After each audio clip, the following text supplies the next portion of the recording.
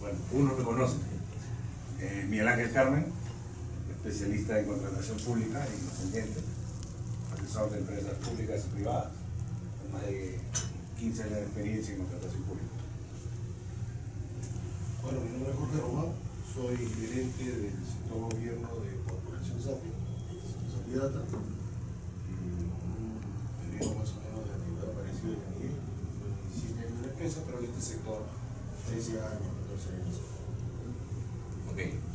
Mi nombre es Luis Alberto Obre García, gestor también en gestión pública, soy asesor de municipalidades, sobre todo también termino de proyectos de inversión. Y bueno, tengo 30 años ya en el sector público y el sector privado. Okay. Mi nombre es Rubén de la Sota, soy consultor de tecnología de la información. Tengo como experiencia el haber visto de un y otro lado, o sea, como proveedor, o sea, y aparte también como consumidor, todo lo que es las adquisiciones del sector público y con organismos internacionales. Ya mi experiencia en tecnología data ya desde más de 40 años y estoy a plena experiencia. Ok. ¿No? Sí. Bueno, buenos días, mi nombre es Raúl Zabaleta, soy un poquito más viejo, empecé en el 85 en el negocio de TI. ¿No? En los últimos 20 años enfocado en temas de tecnología en el gobierno, y colaborando con América Sistemas casi la misma cantidad de años, ¿no? 20 años. El conversatorio pasado, que fue sobre la red dorsal nacional de fibra óptica, nos pusimos como objetivo sacar algunas conclusiones que a su vez fueran recomendaciones. Creo que lo cumplimos. Tal vez podríamos fijar el mismo objetivo ahora, ¿no? Después de una hora y media de conversación, tener la capacidad de formular 2 o 3 recomendaciones, tanto a la gente que es usuario como a la gente que hace la regulación, las normas. Entonces, propondría que la metodología de conversación sea una disertación de unos 3 minutos inicial por cada uno, ¿no? Y luego empezamos con preguntas, ¿no? Y cerramos el debate. El objetivo principal creo que es evaluar el desempeño de la ley actual, ¿no? De contrataciones del Estado, ¿no? Porque pareciera ser pues que la presunción de inocencia sea reemplazada por la percepción de corrupción, ¿no? Que a veces algunos comités llegan a ser tan reglamentaristas, ¿no? Que la discrecionalidad no existe, y a veces usan la discrecionalidad a propósito para llegar al tercer o cuarto postor que es el que, entre comillas, ha arreglado la jubilación. O sea, podemos ver de todo, ¿no?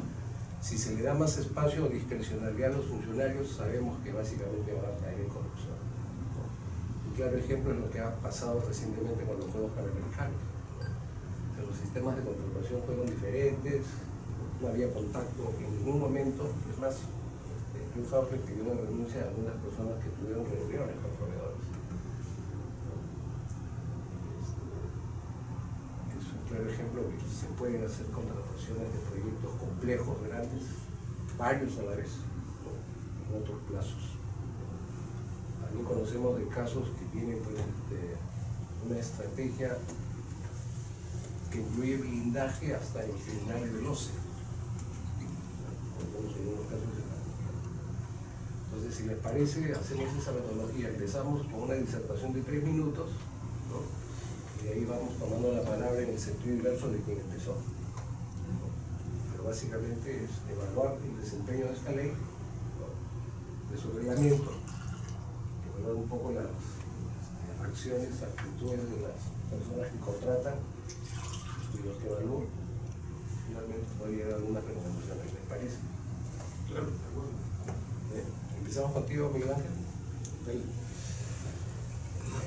Es cierto lo que indica en el comentario inicial, pero hay 2 puntos de vista: el sector público, del que compra y del que vende. Si es cierto, para que el compra se ha vuelto, la discrecionalidad se ha vuelto un tema reglamentarista, como dice, o sea, a cumplir la norma como tal. Hoy día se ven los casos y se están viendo casos que por ya el cumplimiento de que si no está esa A te van a eliminar, no hay esa discrecionalidad como tal. No sé si el fin será eso de darle al segundo o al tercero, pero está, los casos están.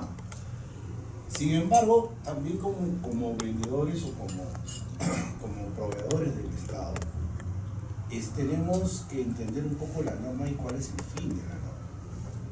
Hoy día, la norma o la presentación de oferta se ha vuelto 4 papeles y no más.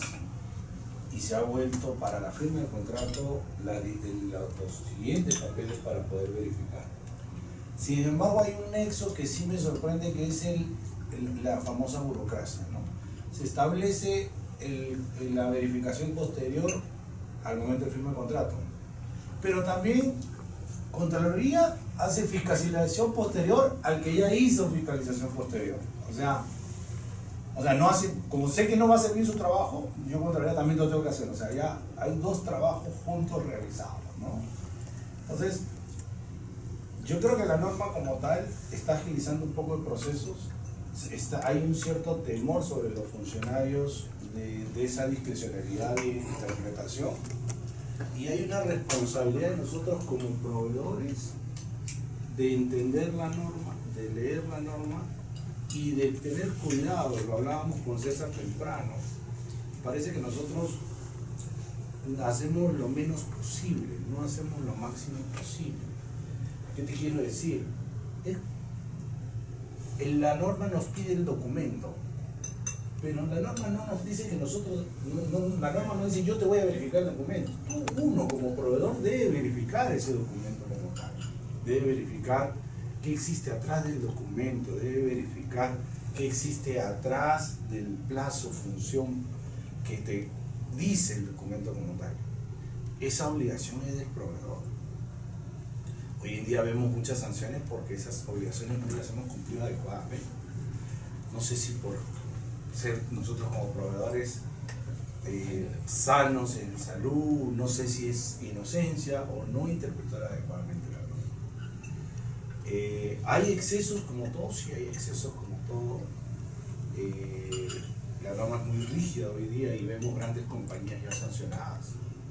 Entonces, lo que hay que nosotros tratar y como proveedores es estar informados y tratar de interpretar la norma adecuadamente y tener mucho cuidado con la información que obra en un expediente técnico. Jorge. No, para los que estamos ya una cantidad de tiempo importante en este rubro, retrocedemos un poco en el tiempo y nos acordamos de la 26 la que tuvo en el 2001, 2004, la 1017, la 3225 actual, y cada una con su reglamento en versiones. Y sin duda, si nos hacen una pregunta y nos dicen qué opina de la norma, probablemente la respuesta inmediata sea tiene algunos frenos en la contratación y un poco que limitan el derecho del proveedor, ¿no? Pero sin embargo seguimos ahí, los proveedores seguimos ahí, los proveedores seguimos atendiendo las necesidades del mercado del sector público y es verdad que en efecto de un tiempo a esta parte han empezado a producirse algunas decisiones del lado del OCE, no de la norma, en la que se apela mucho a la literalidad, ¿no? O sea, no se evalúa el contexto, como decía hace un minuto Miguel, si no pusiste la A o pusiste B grande para una B chica, ya eres sujeto de una revisión posterior y que eventualmente puede terminar en una sanción. También es cierto que la norma está hecha para cumplirse. Si nosotros como proveedores especialistas en la contratación, que además tenemos un rol, yo creo, relevante dentro de nuestras organizaciones, porque de las decisiones que nosotros tomemos depende continuar o no continuar haciendo operaciones en el sector público. Es un hecho que debemos tener claro cuáles son los alcances. Y ahí es donde viene, creo, seguramente va a ser común para todos, ¿no? O sea, hay un espacio gris que hoy día está en la mano de los funcionarios. Yo le llamé gestión el día lunes, y decía que de enero a junio de este año había 5.000 y pico denuncias de funcionarios, o sea, o corrupción, dicho de otro modo, ¿no? Y la ley está para cumplirla, no se puede prescindir de la norma, o sea, tiene que haber una regla de juego para que el Estado contrate y el proveedor haga sus operaciones. Pero también es cierto que de ambos lados quienes toman las decisiones son personas. Del lado del proveedor tenemos que tener claro cuáles son las reglas, cumplirlas, y del lado del funcionario evidentemente debería también tener ese mismo fin. Creo que actualmente eso es lo que menos está funcionando. Tomando la palabra ya de los profesionales, bueno, yo creo mucho por la experiencia en la política que pueda tener una organización, comenzando de la planificación, comenzando de los planes de gobiernos estratégicos, pasando por la formulación, la aprobación del presupuesto y los sistemas que integran la función pública, 23 sistemas, pero se utilizan 12 sistemas. Dentro de ellos justamente está este sistema, bueno, dentro de todo lo que ha pasado y las modificaciones que ha habido, se integró justamente el principio de integridad, justamente para la corrupción de funcionarios. Este principio de integridad que ha ido incorporando en la medida a muchas leyes, muchas normas y a muchos reglamentos, justamente, vuelvo a decir, porque existía mucha corrupción de funcionarios.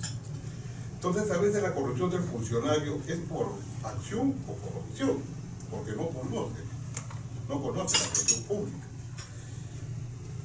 Existe la meritocracia que quieren incorporar a las organizaciones, sin embargo, la meritocracia no funciona con la civil, el servicio civil. Vemos día a día también como proveedor, ¿no? Y como funcionario que he sido de las regiones y de Miraflores y de, bueno, esa experiencia que tengo de los dos lados, de hecho el Tupa es así. Entonces, esa experiencia que puedo tener de los dos lados me indica de que sí, efectivamente, el funcionario no está capacitado para la tremenda tarea que tiene, por acción o por omisión. Entonces, yo concluyo de que el recurso humano es muy importante para que pueda toda esta organización funcionar. El recurso humano es tan importante porque, como Carlos de la experiencia me dice, en el año 96, en lo que era el Seguro Social del Perú, ahora es de salud, esa gestión incorporó los sistemas, cuentas por pagar a nivel nacional, sistemas de cuentas por pagar a nivel nacional, incorporó sistemas financieros incorporados a nivel nacional, tomando las experiencias del sector privado, la Toyota, calidad total, planeamiento estratégico, todas las experiencias del sector privado las tomó en esa época. Tal es así que en el año 98, por primera vez en la vida institucional, sacó los estados financieros al día. Entonces vemos que la gestión, cuando no hay planificación, porque no la hubo, estaba cerrado todo lo que era planificación en el país, pero tenía una visión, un objetivo, una misión, era calidad. ¿A quién? Al ciudadano. Darle calidad al ciudadano, darle bienestar al ciudadano. Eso lo tenía bien claro. Entonces trabajaron en torno a esa calidad que después ahora, justamente con la ley de organización del Estado, el objetivo, ya sea el público, es el ciudadano, ya sea privado, es el cliente. Entonces, esa función, esa experiencia que yo tengo del año 90 en el Seguro Social fue muy buena, muy positiva, porque se incorporó en esa época, hace 20 años, muchas técnicas, muchas experiencias que ahora se están dando después de 20 años. Y lo vi el otro lado de la cara, ¿no? El terremoto del 2007, millones de dólares se perdieron los almacenes, en medicamentos y en materiales. Entonces, yo puedo concluir que el gestor, el funcionario, si no tiene el chip adecuado, no tiene la capacitación adecuada, es muy bueno, vamos avanzando en sistemas, vamos avanzando en reglamentos, está muy bien eso. Pero aquel, pienso que el medio del asunto es el funcionario capaz, gestor. Vemos ahorita que la Victoria tiene el 1% de inversión pública. Huaraz, igualito, ¿no? Están en inversión pública y inversión es desarrollo, es trabajo. Sin embargo, la gestión de los funcionarios debe ser de la universidad, ¿no? Y es la función pública. No la maestría, sino de la universidad. Rubén. Quiero separar, o sea, el tema bajo dos aspectos. Uno, como consumidor. Como consumidor, ahí también se divide en dos. Se divide en lo que es la parte administrativa y lo que es la parte técnica o especializada, dependiendo del tipo de bien o servicio, o sea, que se va a gestionar.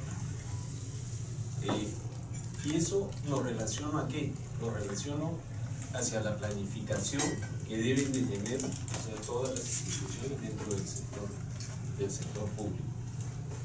Si bien es conocido que un presupuesto reúne, o sea, todos los proyectos y todas las inversiones que se van a ejecutar, y ese presupuesto comienza a gestionarse un año atrás. ¿Okay? Eso, ¿por qué lo menciono? Porque existe una inestabilidad dentro de todo lo que es la administración del sector público. No hay una estabilidad dentro de lo que son los requerimientos que son planteados para una formulación presupuestal y para una ejecución en el momento en que viene a darse realmente el acto. Entonces, ¿qué cosa resulta? Al no tener una estabilidad de personas y discordante a lo que se ha planificado, entonces a ella se crea un conflicto bastante grande. Ese es por el lado dentro de lo que es la parte de los proyectos en sí. Proyectos y adquisición, o sea, también de equipos. Cuando uno ve, ¿qué cosa es? Uno ve el hecho de querer adquirir lo mejor, supuestamente, pero la cabeza al cambiar, o sea, cambia totalmente, o sea, el concepto. Y ahí es donde se choca. Entonces, ¿dónde es que se choca? Se choca ya ante el organismo regulador, o sea, de que no compatibiliza adecuadamente, no existe un sincronismo dentro del mismo gobierno como entidad y como gestión, que viene desde Economía y Finanzas, que es la que centraliza todo lo que es la parte de los presupuestos, con lo que es la ejecución de las entidades que consumen ese presupuesto.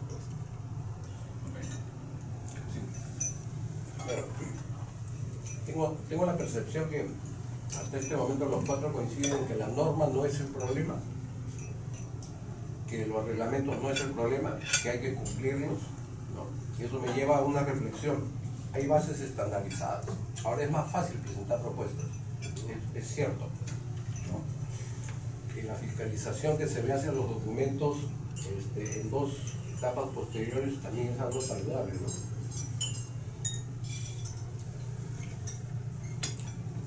Siendo así, ¿por qué entonces la ejecución presupuestal en promedio está tan baja? Por ejemplo, la PCM tiene una ejecución presupuestal de 7%, ¿no? Y los gobiernos regionales en promedio no tienen más del 40% a la fecha, ¿no? Entonces, si la norma está bien, si la estandarización ayuda, ¿no? ¿Dónde está el problema de la ejecución presupuestal? ¿En el sistema de compras del Estado? Esa es una pregunta. Y la otra es lo que mencionó Rubén, ¿no?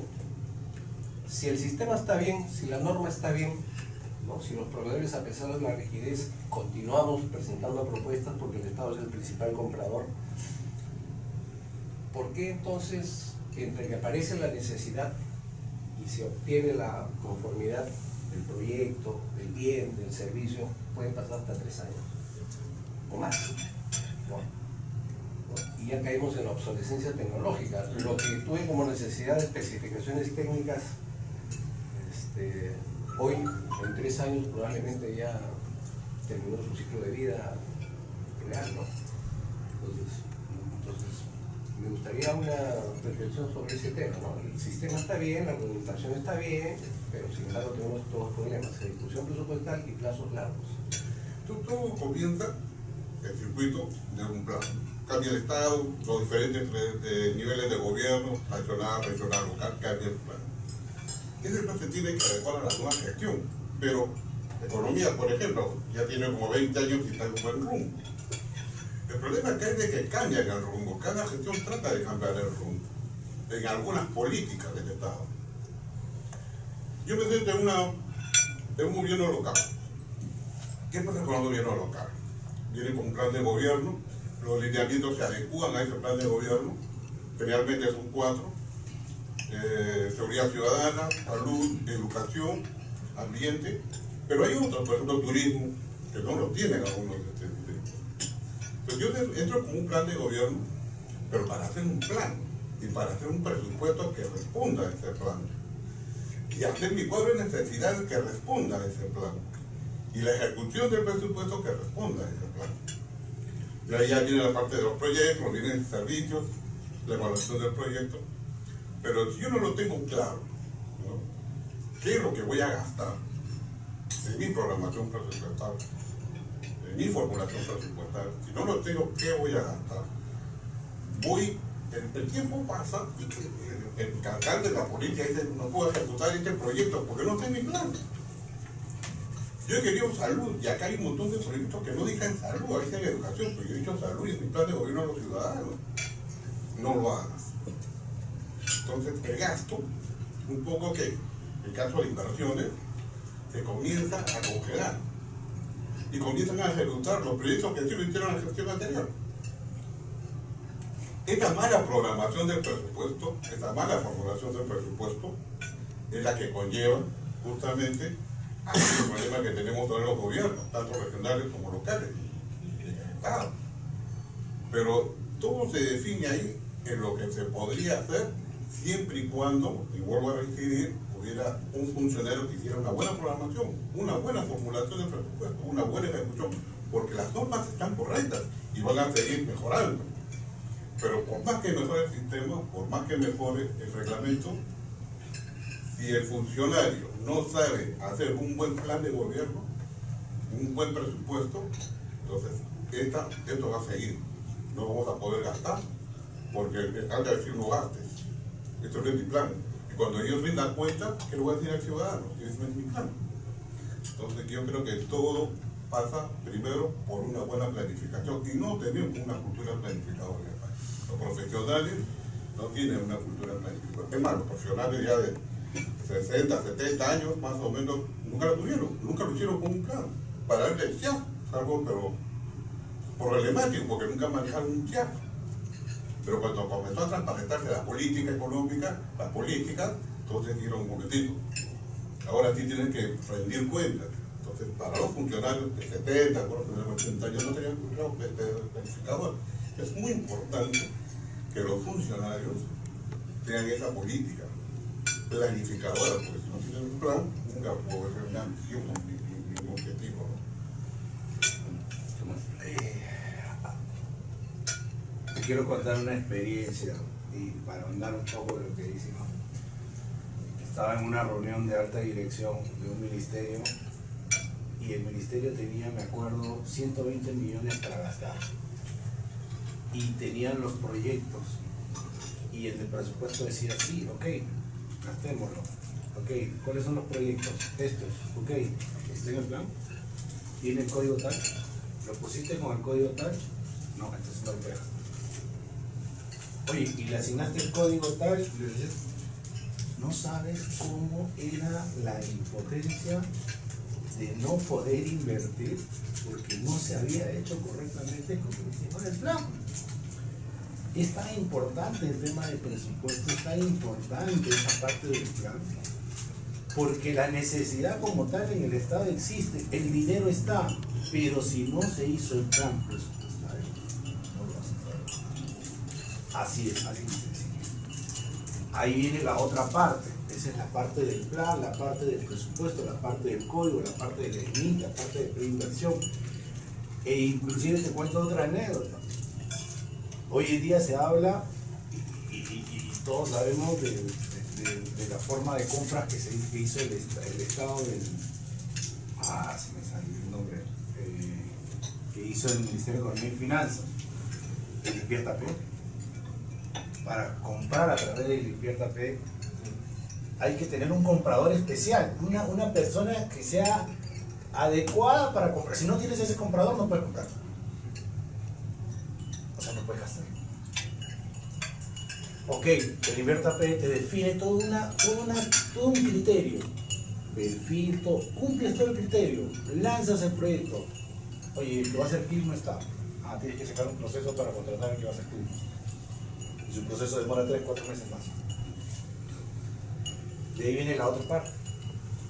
¿Sabes lo que sucede y nos encontramos hoy en día, y me encuentro hoy en día en el mercado, en el Estado?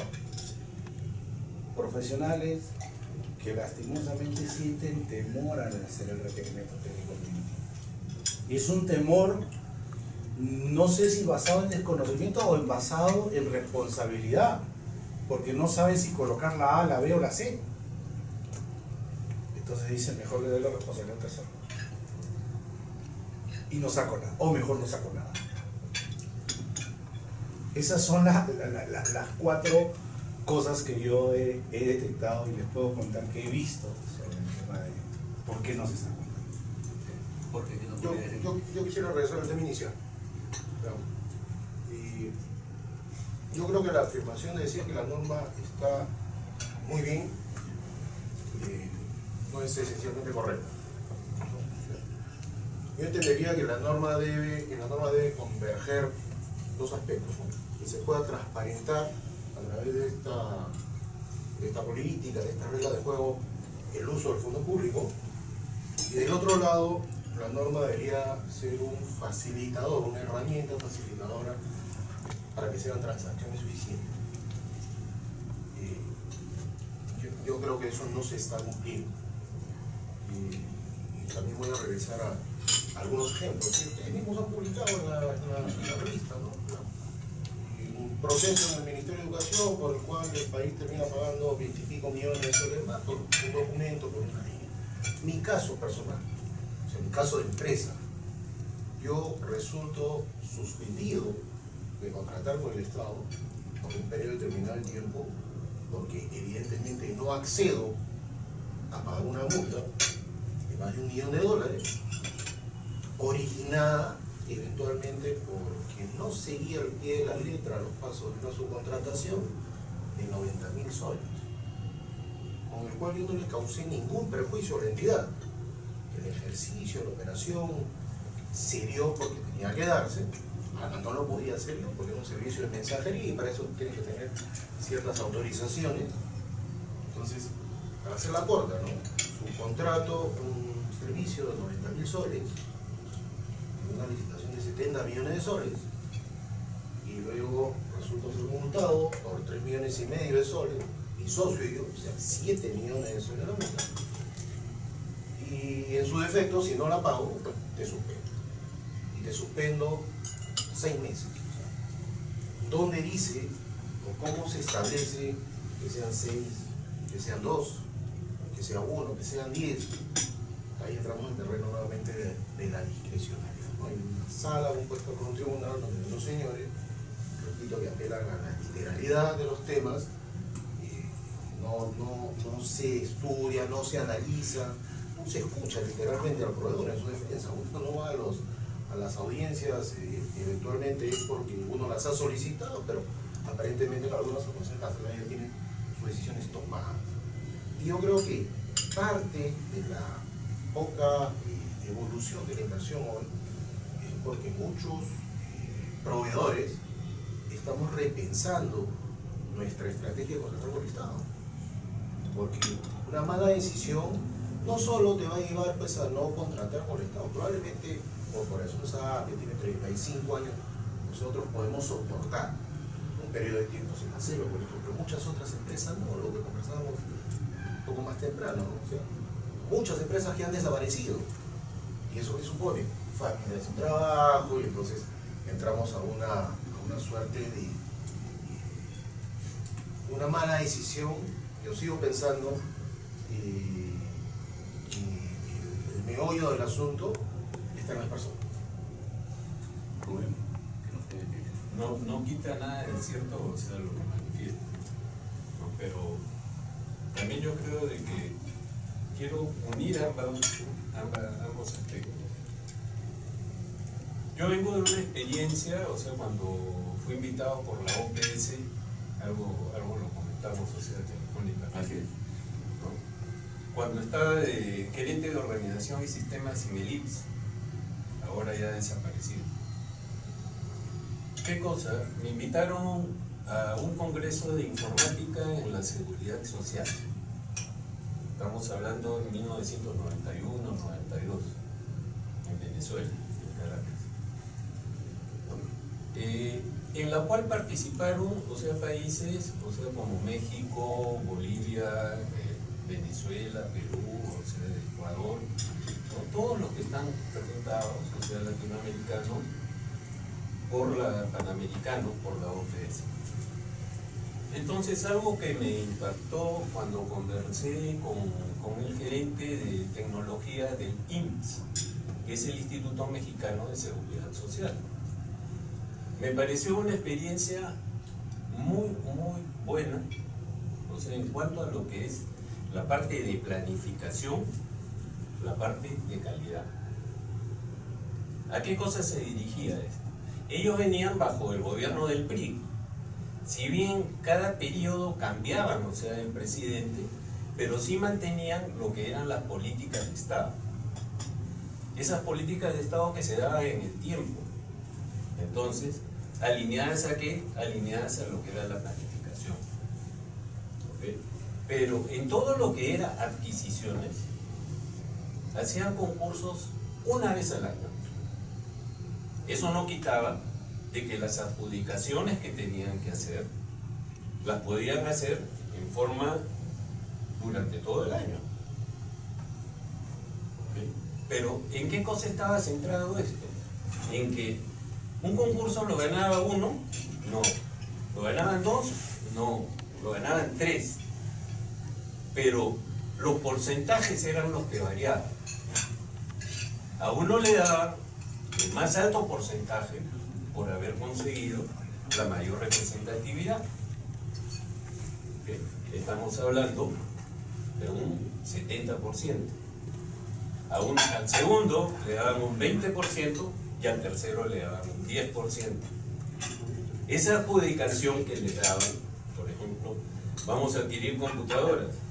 Ok, entonces las computadoras todititas ya tenían un estándar, ya dentro de la base y dentro del concurso, o sea, anual que se hacía como medida de estandarización. Cuando no se tiene estandarizado, ¿qué cosa conlleva eso? A que tengo que tener gente que tengo que preparar, o sea, dentro de la organización para que la pueda mantener. En el caso de programas, o sea, también tengo que preparar gente para que pueda soportar, y no tan solo en el momento desarrollando sistemas, sino también apoyando todo lo que es el mantenimiento. Entonces, pero olvidémonos de esas cosas. ¿Qué cosa era lo que jugaban estos porcentajes? Y ese concurso permanente, todo lo que era calidad, oportunidad, ¿no? Y servicio. Entonces, durante el año, los 3 proveedores que habían sido adjudicados, entre ellos se esmeraban por dar lo mejor. Y en determinados momentos el primero tenía que bajar. Entonces, y ya sabían en un momento determinado quién era el que tenía que primar, y se mantenía todo ese esquema. Eso lo digo como consumidor. Como proveedor, de repente puedo tener un rechazo, ¿no? Porque dice, puede estar beneficiado. Pero yo lo veo conveniente en cuanto ahora que todas las organizaciones están tendiendo al ISO 37001. Todo lo que es anticorrupción. No corrupción. No corrupción, ¿no? Entonces, la aplicación de eso no tan solo implica a quién, o sea, le está comprando, la entidad per se, sino a todo el entorno que está relacionado hacia él. A quién le compró, a quién le compró, dónde lo compró, O sea, y establece una cantidad de puntos de control que realmente cuando uno la lee esa norma es bastante fuerte, bastante fuerte, ¿no? Y entonces por ese lado hay una seguridad. Y ahí salió la norma técnica peruana, la 37.001, y todo eso que lo fijó como una obligación, o sea, que todas las entidades del sector público tenían que pegarse. Ahora, ¿pero se ejecuta? No se ejecuta. El hecho de implementar eso, se dan muchas normas, somos un país muy rico en normas, pero ¿se mantiene? No se mantiene. Igual, hace poco salió el reglamento sobre una ley de modificaciones de adquisiciones del Estado, ¿no es cierto? Entonces, eso salió en marzo, febrero de este año, claro, pero publicada en marzo. Ayer, revisando, o sea, el Ministerio de la Producción ha creado el NEC, no sé si es que han visto lo del NEC, ¿no? Que también va relacionado a todo lo que es adquisiciones para todo lo que son beneficios de las pymes, ¿no? De la pequeña y mediana empresa. Entonces, ¿con qué finalidad? De venderle al Estado. Pero ¿dónde está la OCE? La OCE no aparece para nada. Entonces, dentro no hay una política real, o sea, del gobierno para poder establecer un solo mecanismo de compra. Entonces, ¿quién? Porque tengo la simpatía con el gobierno central, o sea, ahí saco mi norma, o sea, para crear ahí, ¿no? Entonces ya crea eso una inestabilidad dentro de todo lo que es el país. Bueno, al momento tengo anotados aquí 4 palabras clave, ¿no? Planificación, discrecionalidad, desempeño e integridad, ¿no? Estamos aparentemente coincidiendo en que el problema no son las normas, ¿no? A pesar de que es abundante, rígida, y que el problema es básicamente el desempeño de las personas, ¿no? Tanto del lado de los proveedores como del lado de los funcionarios públicos. Siendo esa una primera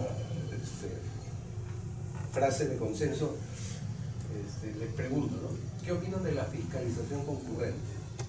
¿No? Y segundo, ¿cómo medirían el desempeño de una entidad pública? Porque hoy en día todavía lamentablemente se sigue midiendo por ejecución presupuestaria, ¿no? Para los que más o menos conocemos algo de TI, nos encantaría que toda la gestión del Estado sea por procesos y que la medición del desempeño sea a través de indicadores de desempeño de los procesos de atención al ciudadano, ¿no? Con una manera muy objetiva de medir. Entonces, ¿qué opinan de la fiscalización concurrente y cómo medirían el desempeño de las personas? La fiscalización concurrente es algo que ha funcionado con los Juegos Panamericanos, ¿okay? Pero eso no es de ahorita, eso siempre ha sido, y esa es una política de todas las empresas americanas. Cuando trabajaba en el Citibank, ¿no? Ahí me tocó la suerte de poder implementar en el año 85 lo que era la parte de auditoría de sistemas. ¿Y por qué fue que me seleccionaron a mí, o sea, para implementar auditoría de sistemas en el sitio? 1, formación de tecnología. 2, estaba estudiando contabilidad. Entonces vieron el perfil ahí para ver. Y la capacitación que recibí no tan solo fue acá local. Pero, ¿qué cosa es? La fiscalización concurrente es el éxito de los proyectos. ¿Por qué?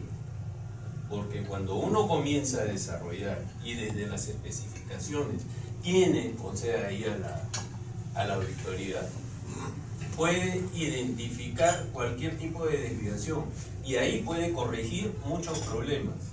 Que si comienza a desarrollar el proyecto y después viene una fiscalización cuando ya está implementado, ¿okay? Cuando está desarrollado, el corregir, o sea, todas esas desviaciones le sale mucho más costoso a cualquier entidad.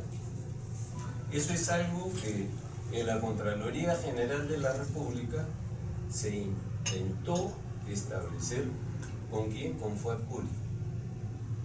¿Por qué? Porque él trabajó en el Citibao y él era consciente, o sea, de todo eso, y la formación que tenía estaba orientada hacia eso. Ese es un aspecto. El otro aspecto viene a ser de que uno ahorra más de lo que gasta. Entonces los proyectos son mucho más beneficiosos y se pueden ejecutar en tiempos ya definidos. ¿Okay? La otra parte del planteamiento de la pregunta era sobre ¿Cómo medimos el desempeño? el desempeño. En el año 2011-2012 fue algo muy típico el hablar el presupuesto por objetivos, el control de presupuesto por objetivos. Y se sacó legislación y todo que iba referida para medir todos los proyectos y obligó a cambiar todos los TUPA de las entidades para medir esto por objetivos. Y así era como se iba a evaluar. Algunas entidades, recuerdo que ahí salieron personas muy eruditas en cuanto a lo que era la reformulación de los TUPA, y los organismos internacionales entraron ahí a financiar ese tipo de proyectos, ¿no? Entonces, ¿qué cosa es? O sea, esos esfuerzos han sido dados, pero no han sido mantenidos. Y volviendo a lo inicial, a lo que mencioné anteriormente, ¿qué cosa? Falta de planificación y de seguimiento real dentro de los intentos que se hacen, pero que no se sostienen en el tiempo.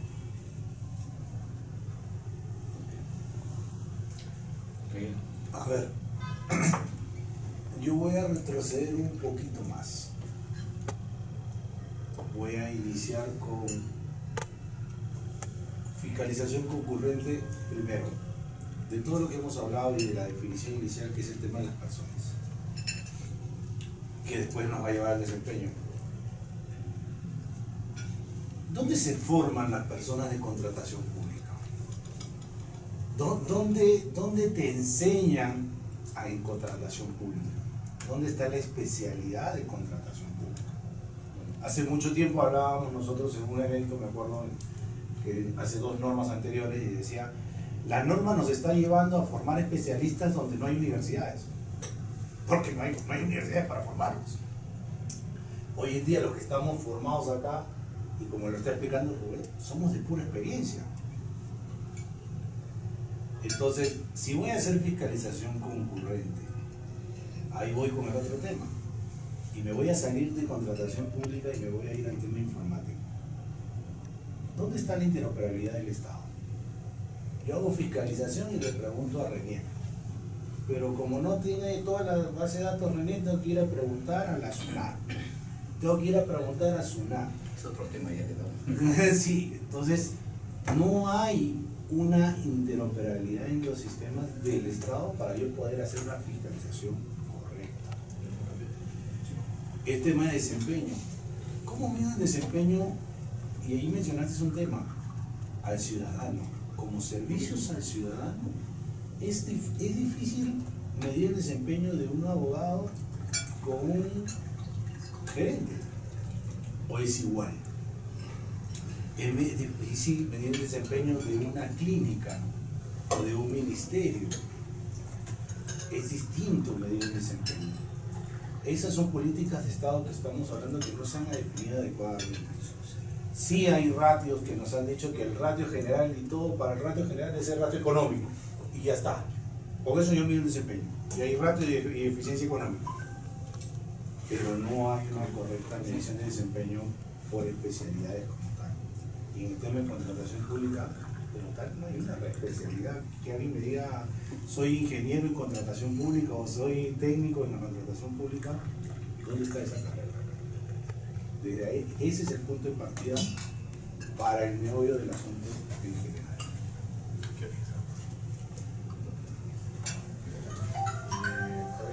Yo agregaría, o más que agregaría, reforzaría todo un tema, ¿no? Como concepto la fiscalización es necesaria, pero eventualmente alguien podría interpretar que es consecuencia de una eventual falta de capacidad y entonces tengo que tomarme el tiempo de volver a hacer. Desde el punto de vista positivo, sin duda lleva al éxito de los proyectos. Y respecto al tema de cómo medir el desempeño, yo creo que ese es todo un tema aparte. Y creo que tiene su inicio con la política, tiene su inicio con los planes, y como dijo Rubén, se han venido haciendo algunos intentos, ¿no? Pero que se han quedado ahí en el camino, ¿no? O sea, en contratación pública creo, permítanme ser testigo en este aspecto, así como no hay particular, digamos que no hay, ahora ya hay, ¿no? O sea, cursos de certificación que te obligan a leer y a tener una idea bastante más aterrizada de cuáles son los alcances, y cuáles son los conceptos que debe regir la norma, etcétera, etcétera. Creería que todavía es insuficiente, por un lado. No he visto los exámenes, entiendo que son dificilísimos de certificar, por lo menos eso he escuchado, con preguntas rebuscadas y algo así, cuando no es el fin, ¿no? Y del otro lado también creo que hay una parte de responsabilidad del sector del proveedor. Ojalá todas las empresas proveedoras del Estado tuvieran dentro de su organización un equipo consciente, dedicado, ¿no? A hacer este tipo de trabajo, a ir aprendiendo, a crearse su propia gestión por objetivos, que luego, o sea, si tú lo haces bien, vas a trasladarle eso bien hecho precisamente al comprador también, ¿no? Entonces, yo creo que hay carencia en ambos lados.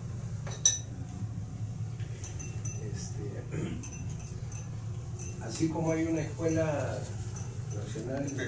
¿Qué otro punto? Sí, le faltaba La fiscalización, ¿no? Nace de la planificación, tomando los proyectos. Los proyectos, el nivel de estudio, ¿no? Tienen que ser coherentes con la liquidación de obra y con la resolución que emite el titular del pliego. Pero en el transcurso de la vida del proyecto nunca es correcto. ¿Por qué? Porque hay una función muy importante en control, que es el control y seguimiento. Dentro de lo que es la fiscalización, la función más importante es el control y seguimiento. Pero esto no se da. Es más, tampoco es coherente con lo de Intereconomía, con la SUNAT. Entonces, el que hace la fiscalización concurrente va a ciegas. No sabe qué hay. Por los mismos sistemas que son integrados, contabilidad, presupuesto, tampoco le dan información correcta por los mismos funcionarios y después tomar esto como desempeño. Entonces, la fiscalización concurrente no funciona. No funciona. Está en letras, pero no funciona. Tanto es así que el órgano de control hace informes sin sustentos. Yo he sido presidente, habla de procesos administrativos y es increíble que yo veo que no deben estar ahí los funcionarios, pero por falta de conocimiento de los funcionarios, bueno, están ahí. Y esto se encuentra en lo que es no creo yo en esa parte de lo que es fiscalización. Le falta mucho a la fiscalización pública para que se pueda integrar a la gestión pública. Realmente se puede integrar. El desempeño es parte de eso.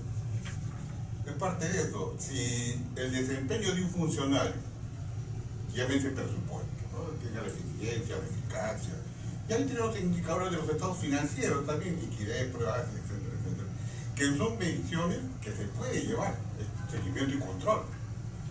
Un buen funcionario de Contraloría puede mirar todos los estados y la ejecución del presupuesto y se puede olvidar cómo está la empresa. Sin embargo, no lo hace. 12 indicadores del estado financiero, con unos 6 del presupuesto, con este global, te puede decir la radiografía de cómo está la empresa, no más. Entonces, Yo dudo mucho de que esa fiscalización concurrente para mí es muy incipiente todavía, muy incipiente. Y el desempeño, como dije anteriormente, tiene que haber mucha capacitación del funcionario para poder hacer función pública. Y insisto que debería haber, yo soy catedrático de la universidad, debería haber para los estudiantes un curso, obviamente selectivo, pero de función pública, ¿no? Sobre todo con el principio de integridad para poder formar esos funcionarios futuros, ¿no? ¿Me permite rematar? Sí. Hace muchos años atrás existía lo que era el INAP, Instituto Nacional de Administración Pública, el cual fue...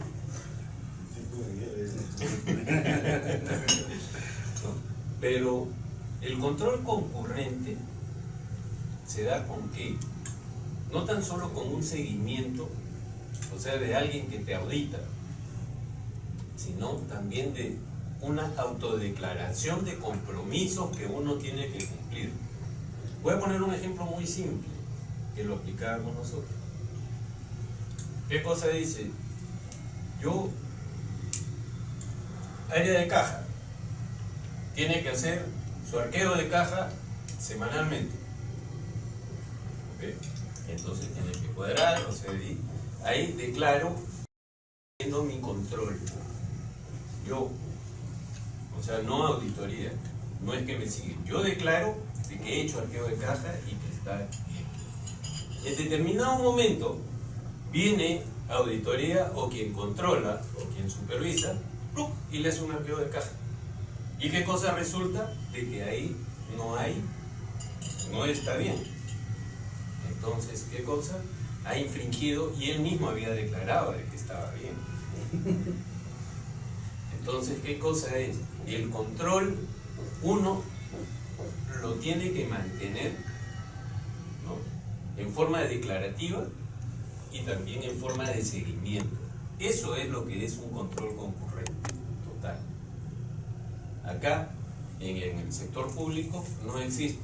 La Contraloría, ¿qué cosa es? Ellos no hacen análisis financiero. No está dentro de sus funciones. Para eso es que contratan las compañías auditoras externas para que hagan la revisión financiera de las empresas. ¿Okay? Entonces, pero ellos no lo hacen, o sea, de mutuo propio. Y ese es un gran vacío que existe dentro de lo que es el órgano de control.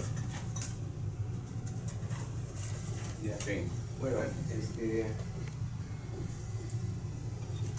mí me gustaría mencionar dos proyectos, ¿no?, que espero que realmente se implementen de manera eficiente. Lo menciono ahorita, luego tocamos el tema de la corrupción, que es inevitable tocarlo, ¿no?, y cerramos tratando de formular algunas recomendaciones, ¿no?, en el contexto de los dos proyectos que voy a mencionar, ¿no? El 2 de abril de este año se anunció el proyecto de mejoramiento del Sistema Nacional de Abastecimiento. Mejora la eficiencia de la gestión de servicios de abastecimiento para la adecuada prestación de los servicios públicos. Esto se espera lograr a través de 1. Mejorar el modelo de gestión del Sistema Nacional de Abastecimiento. 2. Mejorar en el capital humano del Sistema Nacional de Abastecimiento. Mejorar la gestión de las tecnologías de información. Y 4. Mejorar los mecanismos de rendición de cuentas. Estos 4 componentes incluyen al OCE, al MEF, a Perú Compras, a todas estas entidades, ¿no? Y los fondos son algunas decenas de millones de dólares, apoyado por el BID. Y el otro es el proyecto de mejoramiento de los servicios de control gubernamental para un control efectivo, preventivo y facilitador de la gestión pública. Eso ya tiene un poco más, fue mayo del año pasado.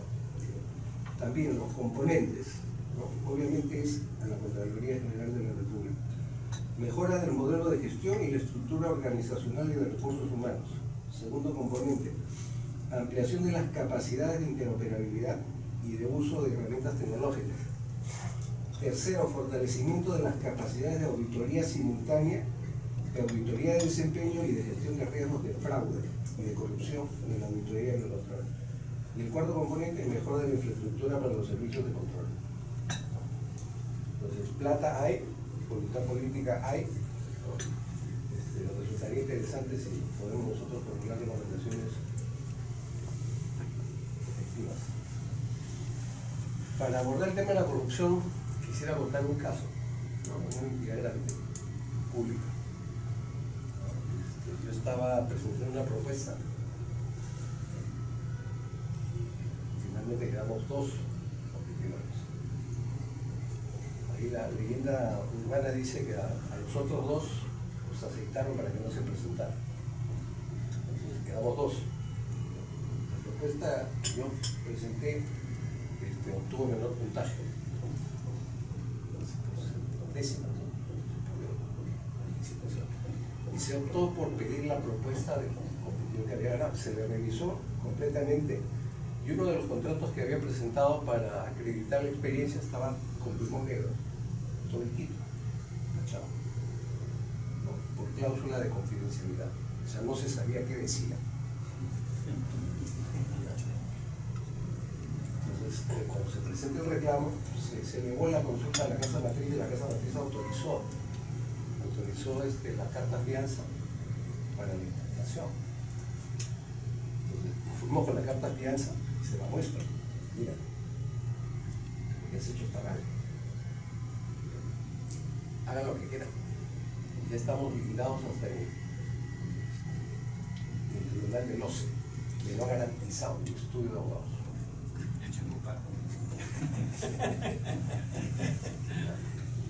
Entonces, ante esa respuesta, pues, no había mucho que hacer, ¿no? Después, con el tiempo, uno comprueba que eso efectivamente funciona así. Funcionaba y el problema es si seguirá funcionando así, ¿no? No nos olvidemos que dentro del caso de Navajato, uno de los nombres claves es justamente un árbitro, ¿no? Así que, ¿qué podemos nosotros hacer ante hechos de ese tipo? Esa es la pregunta. A veces te encuentras con esa pregunta y no tienes respuesta, porque suele ser la primera vez que ocurre un caso de esa naturaleza.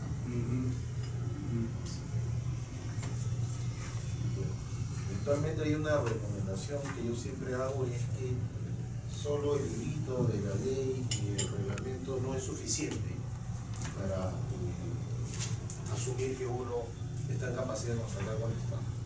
Es como la medicina. Hay opiniones permanentes, resoluciones, pronunciamientos y reuniones como estas, en las que uno va tomando conocimiento de algunas cosas, de algunos hechos que le permiten tener mayor capacidad de análisis y de poder de decisión. Comentaba, creo, al principio que recién en creo, en gestión, en estos primeros 6 meses habían casi 6.000 denuncias de funcionarios públicos por delitos de corrupción. Ahí en particular estaba direccionado al tema de funcionarios municipalidades, gobiernos regionales. Evidentemente es porque esas denuncias se han hecho, ¿no? Todas las que no se han hecho son las que probablemente muchos de nosotros conocemos y con las que vivimos día a día en el ámbito de la contratación con las empresas. En el mundo de la tecnología también me queda clarísimo que hay probablemente la mayoría de los negocios son planteados a partir de un interés personal o de algún funcionario. O sea, el objetivo de la contratación, el objetivo del bien público, del bien social, no está postergado. El problema es que para que eso ocurra tienen que haber 2 lados. El lado del que quiere ser corrupto y del lado que hace que eso sea una realidad, y eso es parte de la responsabilidad. Como dice Jorge, la sola pregunta es difícil responderla. Primero hay una obligación país que estamos haciendo nosotros, ¿no? O sea, nuestros hijos, ¿qué estamos haciendo nosotros para nuestros hijos, para nuestros sobrinos? ¿Qué estamos haciendo? Se perdió en el camino lo que nos enseñaron a nosotros en la clase de educación cívica, ¿no? Me acuerdo cuando te enseñaban los valores y los efectos patrios, que era realmente el Estado, ¿no? Que conformaba el Estado, que somos todos nosotros.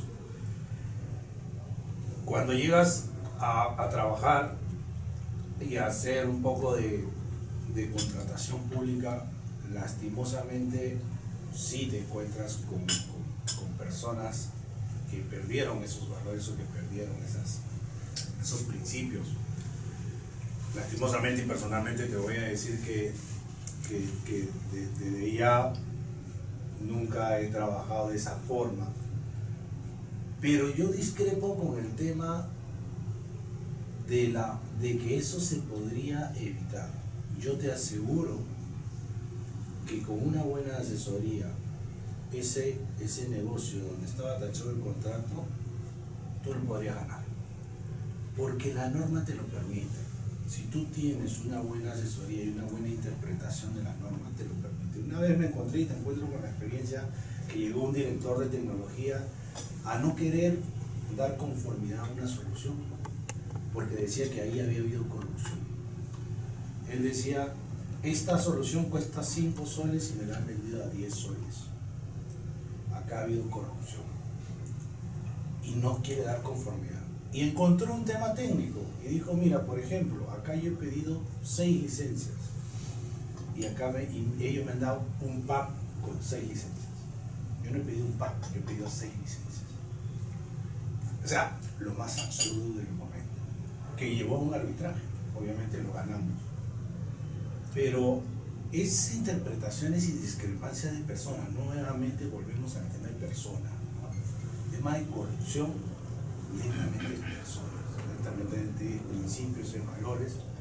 Y la gran pregunta que debemos hacernos, porque el Estado hoy en día está funcionando como bombero, apagando los incendios, sancionando, está, como dice Jorge, denunciando. Bomberos totales.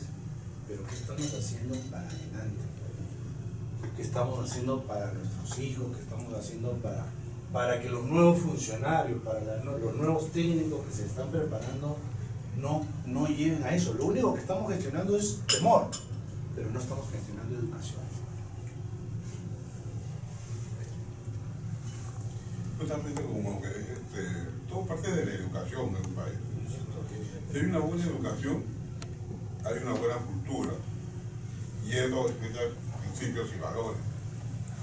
Si un ciudadano comienza a ser funcionario público, si tiene esos principios y valores, que vienen de las familias inclusive, entonces esto conlleva a hacer una corrupción y caemos.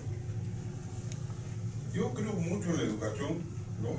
Que al funcionario público desde la universidad deberían enseñarles cómo se trabaja la gestión pública, cómo se puede funcionar la función pública. La corrupción ahora, nunca se ha visto 6 presidentes involucrados en corrupción en el Perú. Unos están presos, otros están pedidos para la cárcel. Entonces, esa es una señal, ¿no?, del Estado en el que estamos manejando, ¿no?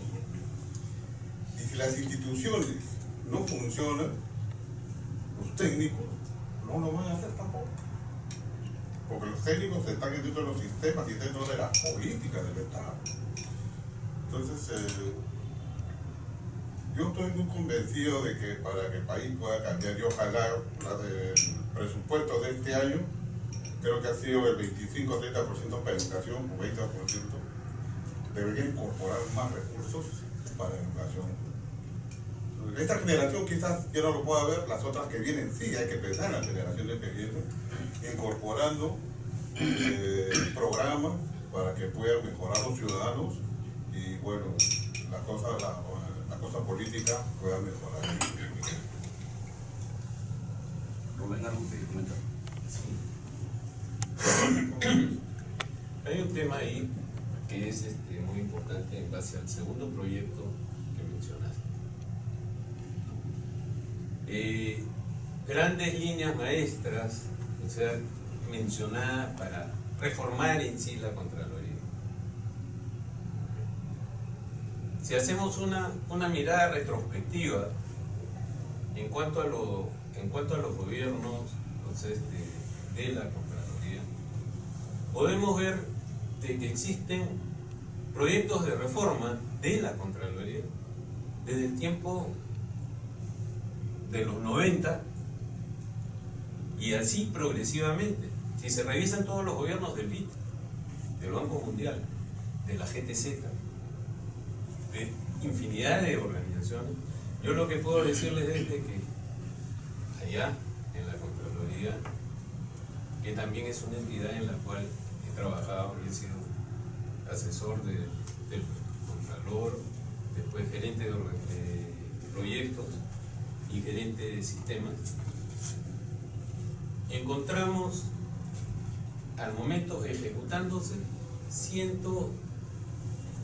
entre 170 y 180 proyectos, y cada uno de estos proyectos tenía un andamiaje, tenía una organización, y todititos se iban de un lado para el otro, y cada uno gastaba como creía que tenía que ejecutar. Entonces, ¿qué cosa fue? Se hizo un planeamiento estratégico y esos 180 proyectos casi se convirtieron en 7 líneas directrices. Se tuvo que conversar con todas las entidades colaboradoras, ¿no? Y aparte también prestatarias, y justificar ante economía y finanzas, o sea, el tratar de unir todos ellos para encaminarlos. ¿Por qué? Porque cada entidad, o sea, que le vende, porque esa es una venta, no es una donación, porque parte del presupuesto de la República se va para estos pagos. Cada uno lo vende con su intención. Te doy esto, pero ahí, entre comillas, le tienes que comprar a tal, o el proveedor tiene que ser cual. Entonces ahí amarran, o sea, no viene, la corrupción no viene tan solo de acá adentro, viene también de afuera, de las entidades estas que son las que quieren reformar supuestamente y colaborar en la reforma de las instituciones. ¿Okay? Entonces, eso de ahí es un punto sí que tiene que agarrar y que tendría que ser revisado. Pero pensando, ¿no?, en qué sentido, en que estas entidades cooperantes entre comillas, redireccionen al plan integral que tiene la entidad y que puedan cruzarse con otras entidades cooperantes para los objetivos que tiene cada entidad.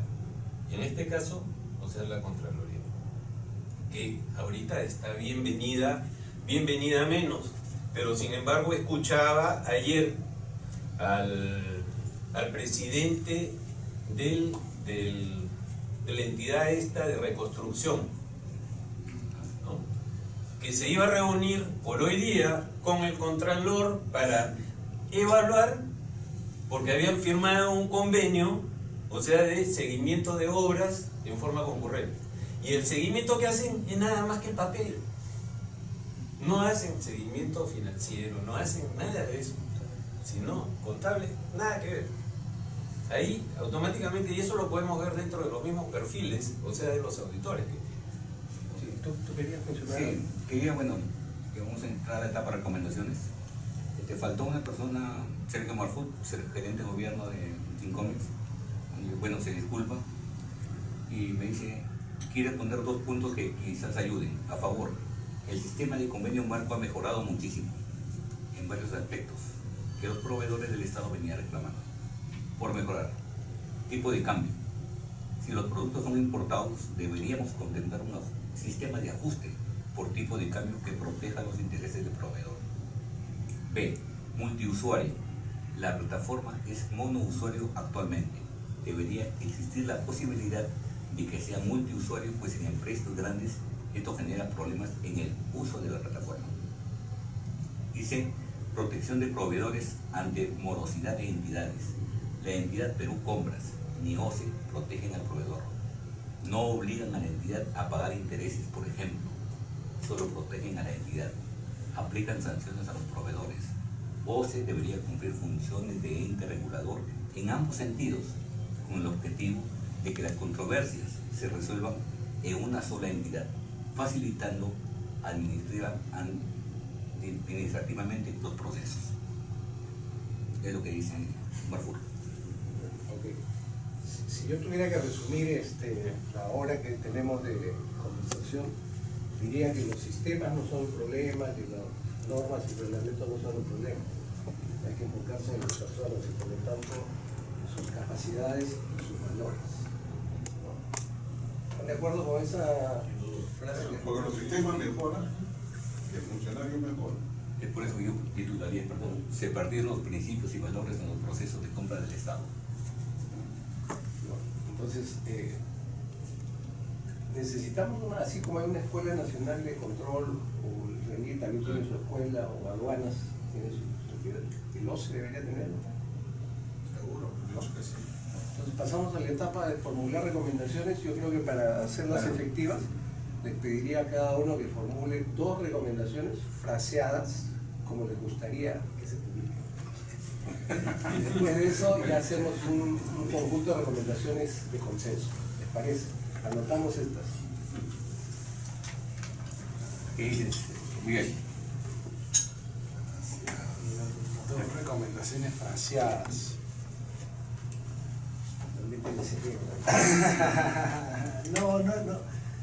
No es meterle mucho cerebro. Hay que, del lado del proveedor, hay que saber leer e interpretar correctamente la norma. Y del lado del Estado, hay que, con ese término, hay que dar más permisibilidad. Hay que dar permisibilidad a los proveedores. ¿Qué significa eso? Y hay que dejar de juzgar por lo que no se hace. Del lado de OCE, si no está la A, lo que dije, si no está la A, me tomo la propuesta. Si no está la B, me tomo la propuesta. Pero nunca la pedí. Pero Nunca la pedí. Hay entidades que con ese afán de buscar al segundo o al tercero, te buscan las demás. O también hay entidades que dicen cumplo. Y ahí, o sea, el que evalúa qué cosa es. O sea, tengo que ceñirme. Así es. Y así he visto licitaciones que son de muy buena cantidad de millones. O sea que factorías de software, o sea que lo único que hacían, pero ¿cómo lo vas a hacer? Sí cumplo, pero ¿cómo lo vas a hacer? No lo dice. Anteriormente sí uno tenía que presentar en su propuesta toda la metodología que iba a aplicar en el desarrollo, o sea, de claro, por eso te decía, los beneficios o inconveniencias de la estandarización y la simplificación. Antes se calificaba propuestas, claro, ¿no? Ahora sí. Exacto. Sí. Pero bueno, no me quedó claro a qué te referías con permisividad. En la permisibilidad de las propuestas en general, nosotros hoy día las entidades como tal se han vuelto 4 papeles. No, como tú dices, no califica y como tal a veces se trata de buscar que gane el segundo y el tercero. Y para cerrar la idea, y concuerdo, creo que todos concuerdan, se debe establecer no solo la certificación de la OCE, sino la escuela de contratación pública. Hoy día existe la certificación de los que es más una certificación que busca el error. No es difícil, como dice Jorge, busca el error, hecha por abogados, busca que te equivoques. No es difícil, busca que te equivoques. Más que una certificación debería haber una escuela. Jorge, en el sector privado, sea cual fuera el rubro, las empresas para ser competitivas hoy se reúnen de los mejores valores. Para eso tenemos áreas en las organizaciones de gestión humana y que de muy temprano están mirando en las universidades los primeros puestos, trayéndolos a practicar a la entidad, a la organización, para que vayan aprendiendo y transmitiendo también su su vehemencia de hacer las cosas, mirarnos a hacer las cosas diferentes. Cuando no es así, hacemos un reclutamiento a través de empresas de headhunter. Finalmente a donde voy es que en el sector privado queremos rodearnos de lo mejor, y cuando lo tenemos, hacemos un plan de permanencia del talento, y lo formamos, y lo educamos, invertimos, porque tenemos claro que eso va a regresar de forma exitosa para la organización. Algo como eso debería ser el sector público.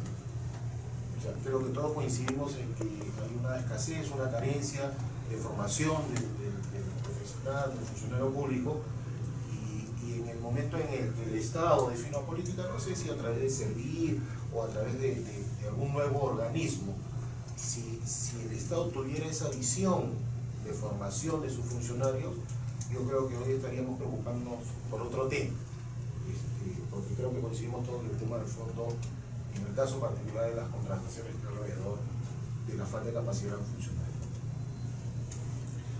Yo pondría un énfasis en lo que son capacitaciones, acercamiento más al funcionario.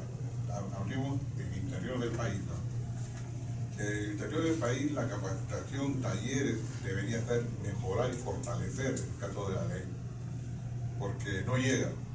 Y si la falta de conocimiento justamente hace que incurran en errores, por acción o por omisión. Entonces, yo parto siempre de la capacitación, taller, práctica que se realice a nivel nacional, pero con énfasis en el interior del país para que pueda mejorar el servicio al ciudadano, la calidad del servicio. Yo tengo 2 puntos para decir.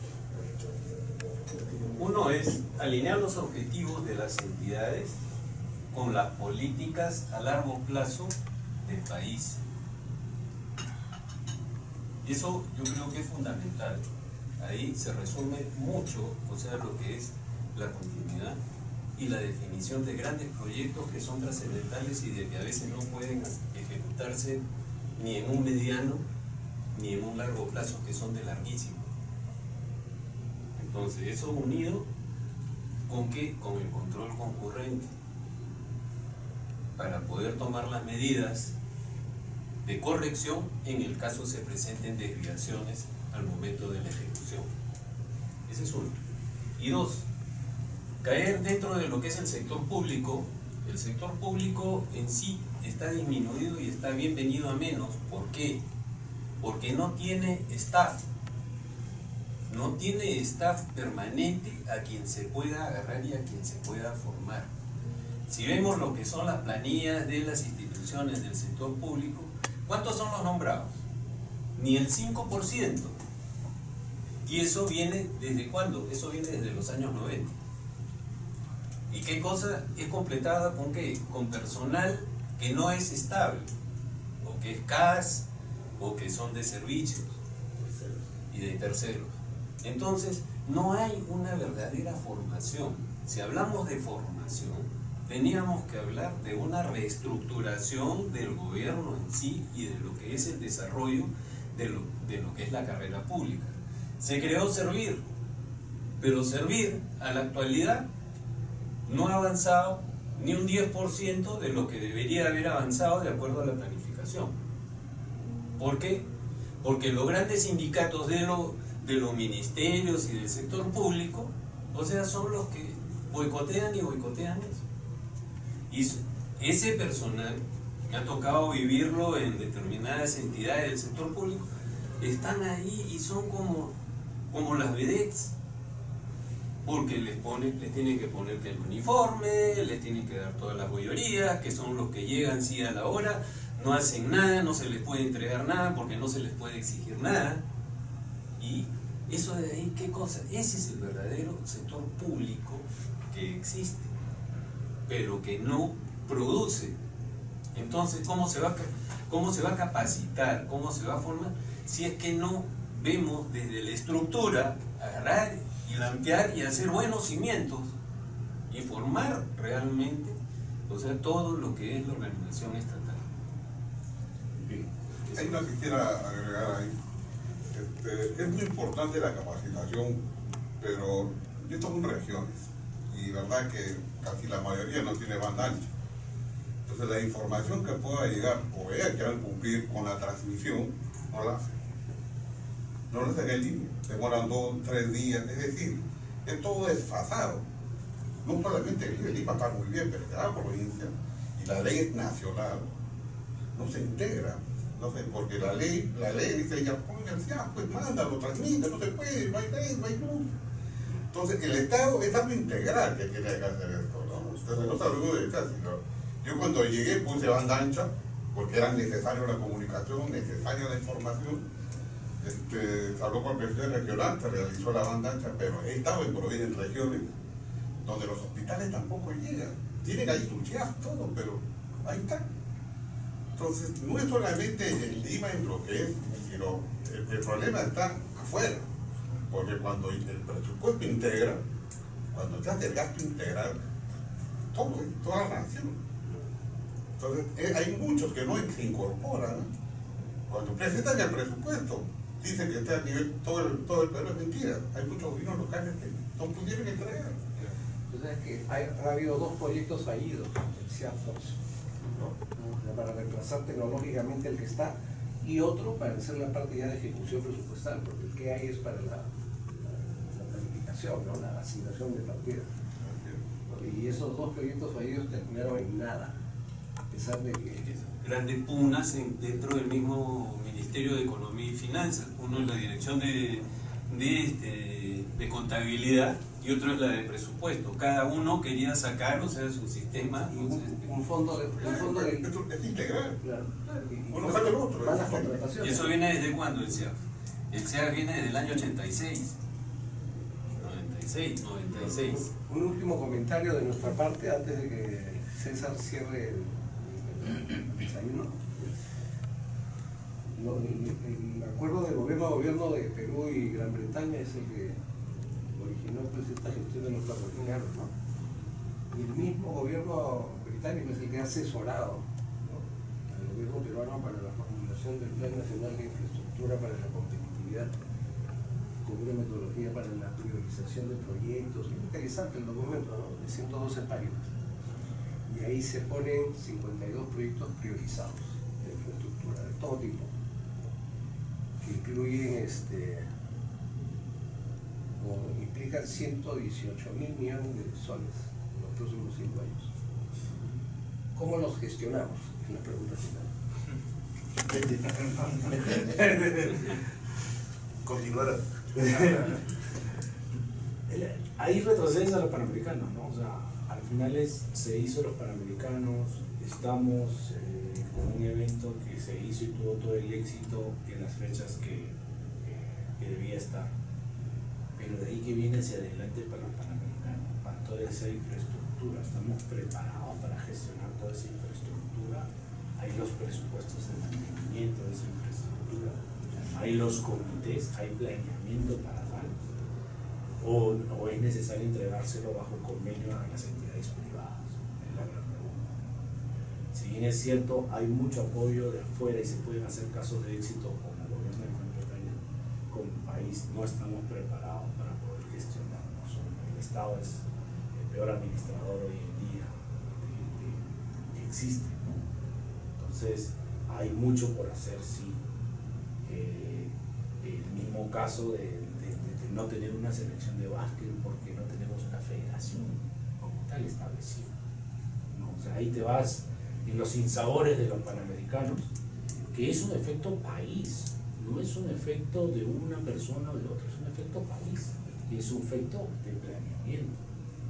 Si bien es cierto, se pudo hacer, se hizo algo bueno, se hizo algo bien, pero todavía como país nos falta avanzar mucho. Si bien, o sea, ha sido un éxito nominal, no todas las obras concluyeron y han quedado algunas inconclusas. ¿Okay? Pero, ¿qué cosa? Eso identifica también el seguimiento que se puede hacer y como el riesgo existente, cómo es que se tiene que mitigar para que eso pase y se soslaye en una forma tranquila y que no haya problemas. En cuanto al país si es que está preparado para poder mantener. Recursos hay. Recursos económicos yo creo que hay. Lo que falta es la capacidad para poder gestionarlo. Y lo primero que tiene que hacer uno es reconocer, estoy limitado en eso, entonces tengo que convocar a quien sí está capacitado, pero ¿con qué finalidad? De crear una metodología diferente de maestro-aprendiz. ¿En qué cosa consiste?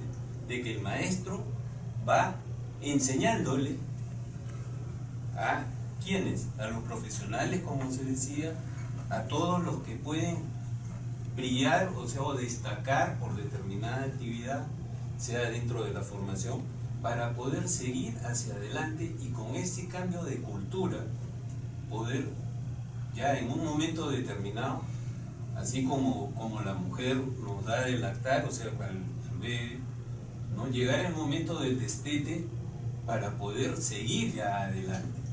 Pero primero tenemos que reconocernos, o sea, cuáles son nuestras limitaciones para poder enfrentar, ¿no? Y tratar esas limitaciones que tenemos, tratar de cubrirlas con alguien que sí nos pueda formar para posteriormente, realmente, no gozar, quién sabe nosotros, pero los que vienen hacia el futuro ya puedan encontrar otro país completamente diferente. Un mejor país. Un mejor país. Coincido con Rubén.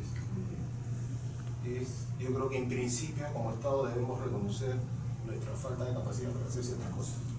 Y sin duda necesitamos ir de la mano con alguien que sepa hacerlo y efectivamente que nos vaya enseñando. Para eso habrá que formar alguna organización en particular que se vaya nutriendo, aprendiendo, como cualquier trabajador de cualquier sector, ¿no? Y luego intentar heredar eso y empezar a gestionar el Perú de la mejor manera. Bueno, implementar y mejorar. Ahora hay cursos virtuales, ya por internet inclusive. Esta capacitación que llega a provincia, que yo siempre aterrizo en la educación, porque hay parte de todo, es importante porque ya el ciudadano que está en provincia tiene la suerte de tener banda ancha, por lo menos se está incorporando la ley, las mejoras, el intersistema, todo lo que puede ayudar para mejorar justamente la gestión pública. Y está, ¿no? Está en los virtuales, entras al internet, Google, buscas una ley, ahí está, va bien, te va capacitando y es algo que se va mejorando. Entonces, a mí me parece de que todo va a suceder, ¿no? de mejorar. Dentro de los proyectos del Estado, claro que hay carreteras, ¿no? Y quieren hacer muchas cosas, pero debe fortalecer la educación en cuanto a los sistemas. Que llegue, por ejemplo, a un pueblito más chiquito de Huánuco, como de Moncabelico, de Cajamarca, ¿no? Que justamente de ahí donde comienza toda la formación. Y ahí usted da conocimiento de lo que es o no es lo que estamos conversando en este momento. Entonces la fiscalización entra ahí también. ¿No? De lo que van aprendiendo, van mirando, y ahí está la fiscalización porque están tomando su concepto ciudadano. Y saben lo que es bueno y lo que es malo. Me acuerdo una anécdota. Yo iba a una provincia y estaba viendo que estaban haciendo compromisos. ¿No? Le decía, este 10% de ahora lo vamos a sacar, no es la comisión, ¿no? ¿Qué comisión? Ya se había institucionalizado la comisión y el chico no sabía nada. No era así. Entonces, justamente si llegaba la información por internet, sabía cómo es las reglas del juego, pero si no sabes, entonces la necesidad es que ponga gente para que sea operativo, pero no está a nivel de hacer las cosas bien. Una cosita, un punto ahí, hablando de lo que es la parte de educación, o sea, para redondear, que también conozco algo de ese tema. El Ministerio de Educación tiene 7 canales disponibles para poder transmitir, de los cuales utiliza 2. 5 están bien utilizados. Aparte de eso, o sea, existe una obligación, o sea, con el Ministerio de Transportes y Comunicaciones a implementar anualmente todo lo que es la frontera de comunicaciones. Y eso de ahí se viene dando. Y llega hasta sitios en los cuales no te puedes imaginar. Y ahí, cuando llega a usar las comunicaciones, está, digamos eso, sino que no está siendo utilizado adecuadamente. ¿Y eso por qué? Porque así como es la transmisión dentro de un puesto a otro puesto, ahí se pierde mucho dentro del sector público. Se desconocen cosas que ya existen y se tratan de descubrir siempre la pólvora. Mi frase final, creo que hay que tener una convocatoria descentralizada a nivel nacional para formar nuestra sub-20 de especialistas en contrataciones, ¿no? Y retener el talento. Bueno amigos, a nombre de América Sistemas y el mío propio, muchísimas gracias por su asistencia, su tiempo y a enriquecer este tipo de temas país, que creo que nuestros lectores y la comunidad lo va a apreciar. Muchas gracias, al final se van a llevar un pequeño presente de mi tierra. Muchas gracias por mi tierra. Gracias.